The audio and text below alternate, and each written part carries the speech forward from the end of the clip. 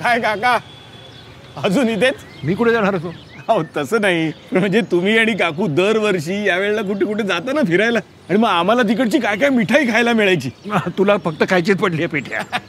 असतो काय, ते ऑपरेशन झालं ना गुडघ्याचं, डॉक्टरने सांगितलं यंदा फिरता येणार नाही. चालायचं जो या वयात. ए आजोबा. हो चल. सांभाळून.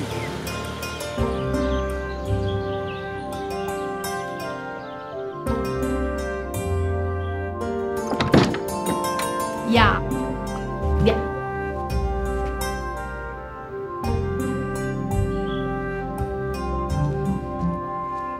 तीर्थ काय चल आवर, शाळेत जायचंय की नाही? अरे मी जातो ना सोडायला. नाही नाही थँक्यू बाबा, पण डॉक्टरनी नाही सांगितलंय ना आपल्याला, आणि आत्ताच तुम्ही भाजी वगैरे घेऊन आलात ना, त्यामुळे सॉरी, आजचा कोटा संपला आपला.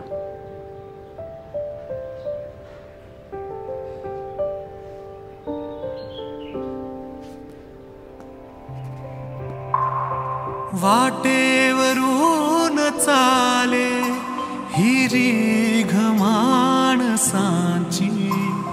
मातीत साक्ष उरते काहीच पावलांची.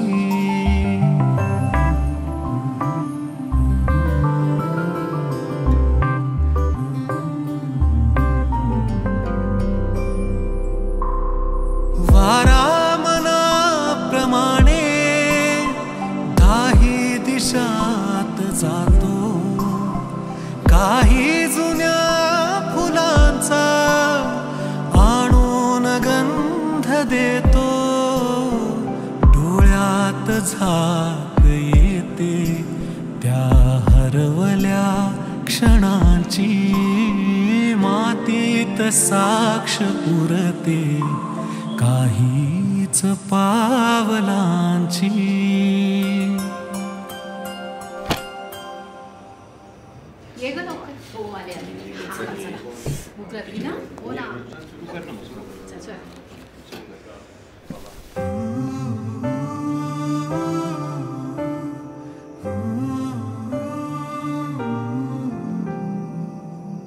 हॅलो.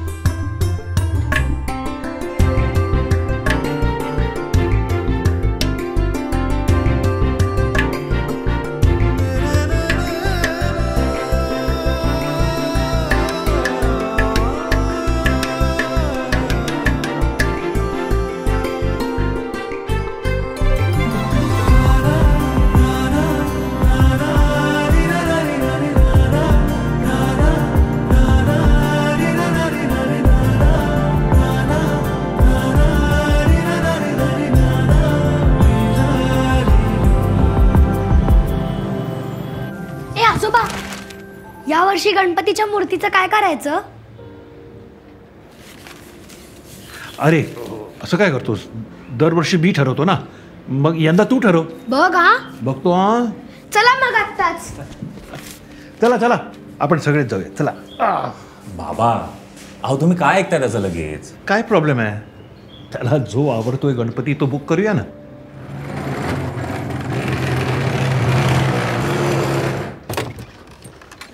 मला जो आवडेल तो गणपती बुक नाही करता येणार.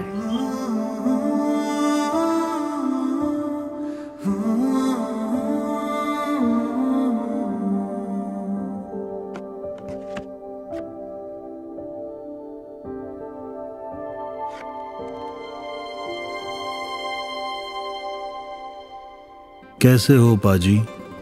अंग्रेजी में कहते हैं लॉन्ग टाइम नो सी, ऐसा ही कुछ। अगस्त का महीना आते ही यहाँ बारिश का जोर पड़ता है और बढ़ जाती हैं आपकी और बहन जी की यादें। उस वक्त आपको यहाँ से क्या चाहिए था ये पूछा था मैंने, और आपने कुछ ऐसी चीज मांगी थी जो मैं जिंदगी भर नहीं भूलूंगा। इतनी खूबसूरत। फिर से भेज रहा हूं।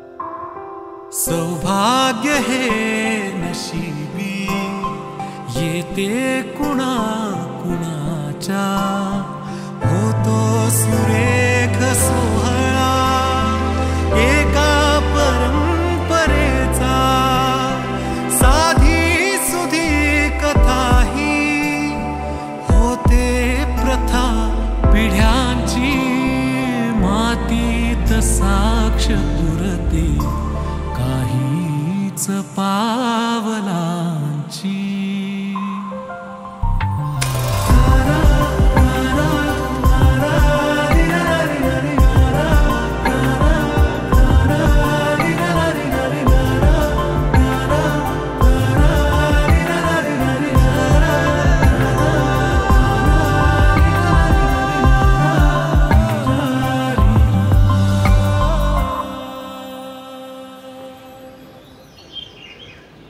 मूर्ती बनवायची प्रथा तर यावर्षी शाबूत राहिली आणि पुढच्या वर्षीपासून